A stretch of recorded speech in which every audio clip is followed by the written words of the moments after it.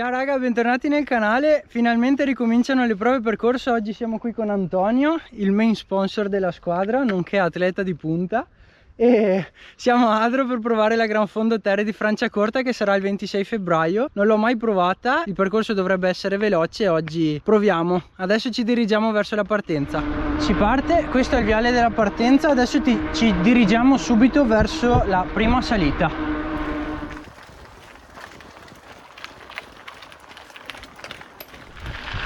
Prima parte della salita abbastanza tosta, ripida su cemento più o meno, un po' comunque stabile il terreno. Poi si entra nel ghiaino, questa strada bianca qui, e si continua a salire. Raga, prima salita andata, non sto neanche a dirvi, è bella tosta e abbiamo fatto fuori, non dico metà dislivello di tutta la gara nella prima salita, però una gran bella percentuale. Comunque è tutta all'ombra, quindi anche in caso di giornata calda si starà bene, invece in giornata fredda potrebbe essere che sia bello freschetto. Comunque bella, fondo non male, però chiaramente bisogna prenderla un po' con calma. Arrivati in cima, consiglio del Tom, gellino, e si comincia a scendere subito. Prima c'è una fase di falsopiano dove si può anche comunque far girare le gambe un po', quindi bene, così evitiamo di inchiodarle.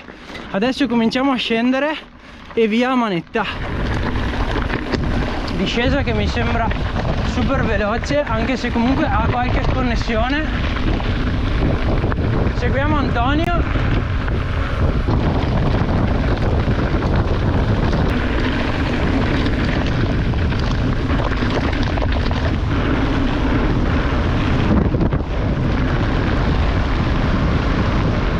Prima metà della discesa molto veloce con due curve praticamente. Occhio alle forature, stare belli morbidi perché questa discesa qui è veloce, però sì, consiglio di stare abbastanza attenti.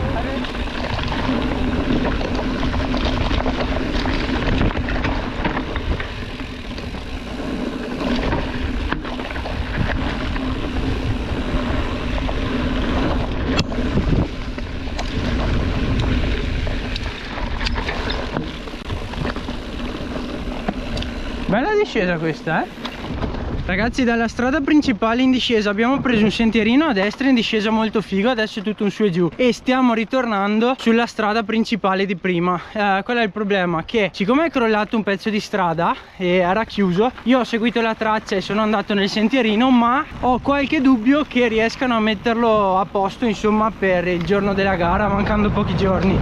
Però potrebbe anche essere che ci sia. In caso si girasse a destra non c'è niente di particolare, anzi è un sentiero molto carino, solo che poi la strada è chiusa.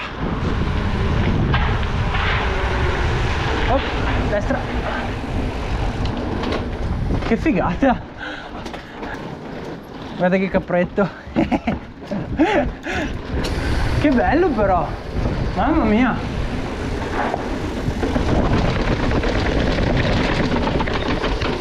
Urban Downhill.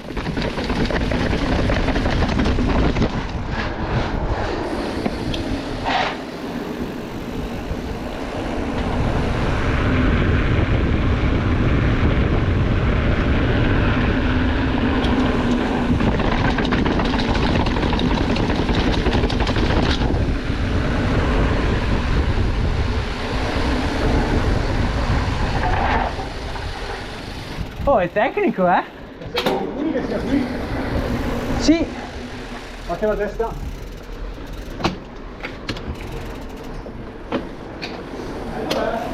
Che figata!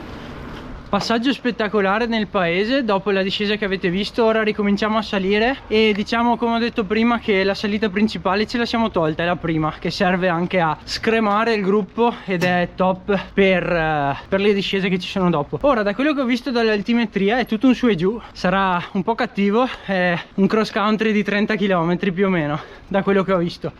Usciti dal centro si passano queste praterie tutti su e giù, che in realtà sono delle ex cave, credo che non siano più in uso a giudicare dalle immagini che ho in questo momento. Però molto bello, molto veloce, anche parecchio asfalto in realtà, pensavo meno, quindi consigliatissimo anche copertone veloce, bello scorrevole, salvo chiaramente variazioni meteo improvvise.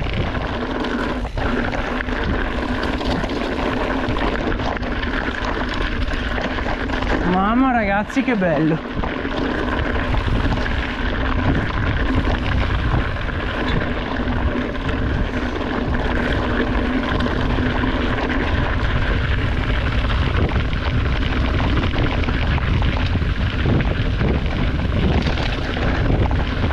Ora si entra nel bosco, forse c'è un pezzettino un po' tecnico, ma qui molto bello,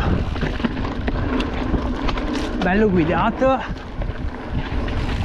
Oh, qua si entra nel mio.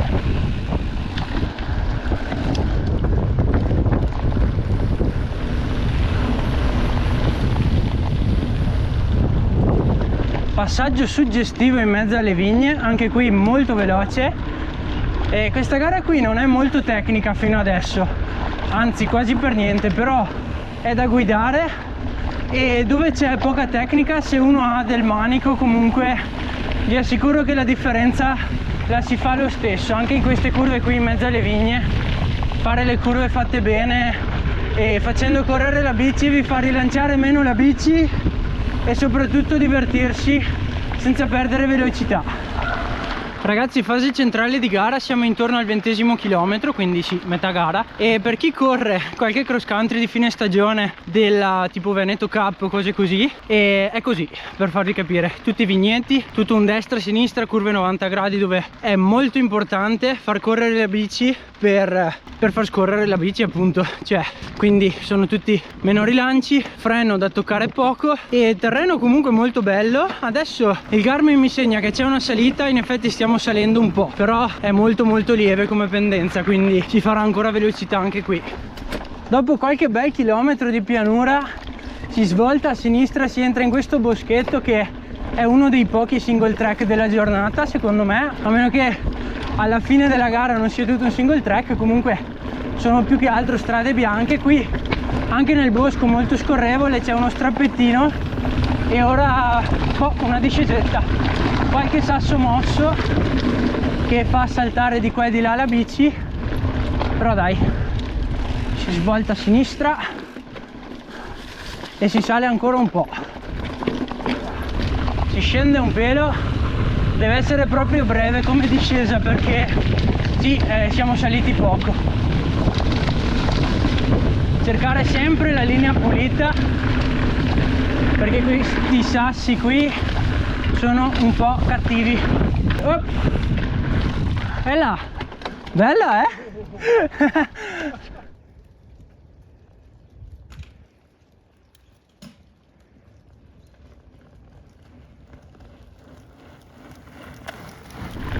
Dopo le parti nel bosco che avete visto c'è qualche rilancio da fare, qualche strappetto, insomma.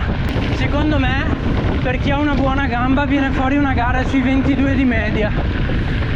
A circa 10 km dal traguardo rientriamo in un posto un po' più chiuso, insomma, e il Garmin mi segna 2 km di leggera salita, sì, sarà a 3% se tutto va bene, quindi veramente da rapportone e menare forte. Salite dentro al bosco con un paio di tornanti, dopo la pendenza è un po' aumentata, però comunque gestibile. Sicuramente bisogna arrivarci abbastanza freschi perché dopo le pianurone là dove si ha spinto tanto, se non si ha più gamba ci si pianta abbastanza e lì i gruppetti vanno via. Parti caratteristiche nel bosco, anche qui bello guidato. Attenzione qui ai sassi, mi raccomando, soprattutto per i cerchi, che non andiamo a battere, che ormai mancano 5 km e poi ci siamo. E qua single track e ci stiamo di nuovo avvicinando verso il centro di Adro. C'è questa salita qui ultima che mi segna 100 metri di dislivello più o meno. Sì, ti devo dire abbastanza impegnativa questa, bella ripidina, siamo al 10%, lui conferma, è l'ultima sicuramente perché poi si arriva al traguardo, come chilometraggio ormai ci siamo e il dislivello l'abbiamo passato, quindi dai, veramente fasi finali. Adesso i cartelli segnano Sentiero del Sale. Attenzione perché anche qui è bello incazzuto in su. Guardate che roba. La pendenza non renderà, ma vi assicuro che la lingua qua si allunga per bene. Si scende finalmente anche, direi.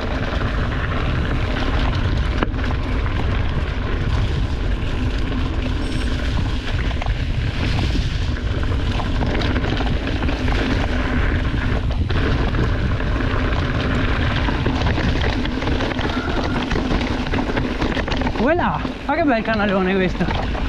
Qua a sinistra.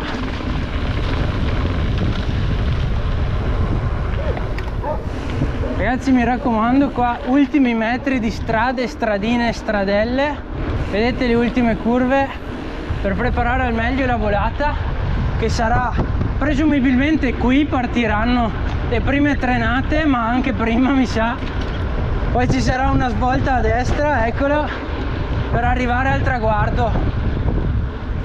Allora ragazzi, siamo alla conclusione anche di questo video. La prova percorso l'abbiamo fatta, devo dire, percorso molto divertente, molto veloce, molto scorrevole, e il finale, se devo dirla tutta, un po' pesante psicologicamente, perché sicuramente si arriverà stanchi e ci sono questi strappi, questi saliscendi che sicuramente si faranno sentire nelle gambe e saranno, sì, appunto un po' pesanti.